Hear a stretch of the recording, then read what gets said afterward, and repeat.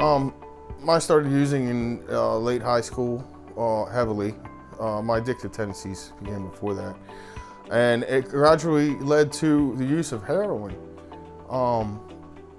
After about 6 years of heroin, I got clean, but I was not in recovery.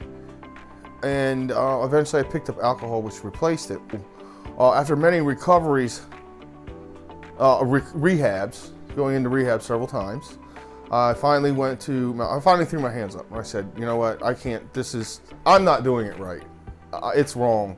Something's wrong, and I clearly am not doing it right. And when that happened, I finally started taking suggestions.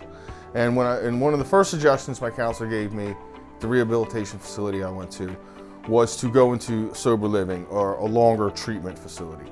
That's how I ended up getting in contact with Corey and moving into Up and Out Sober Living. Going into the sober living house was something I absolutely did not want to do 100%. No, because that was somebody else's thing. That was not what I wanted to do. I did not want to be held accountable by other people.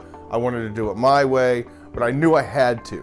I knew there was something that had to change, and I've been told for so many years coming in and out of the rooms and never working a program that I had to take suggestions. So on one part, it was a last resort because I had nowhere else to go or nothing. I couldn't go back to where I was living, and I had to do something. So I went there, and like I said, part of me knew I had to, and other part of me was just fighting it every inch that I could. But I did it. And I just did what people told me. And I got a job, and I went to meetings, and I did my 90-90, and I still went to meetings every day, and I got a sponsor, and one day turned into a week, and a week turned into a month, and a month turned into 6 months, and before I know it, it still is a battle every day, but it's not the same battle it was in the beginning, and things got easier and easier. One thing I knew I needed was structure, which I did not have. Moving into the house provided such a structure and an accountability to somebody else.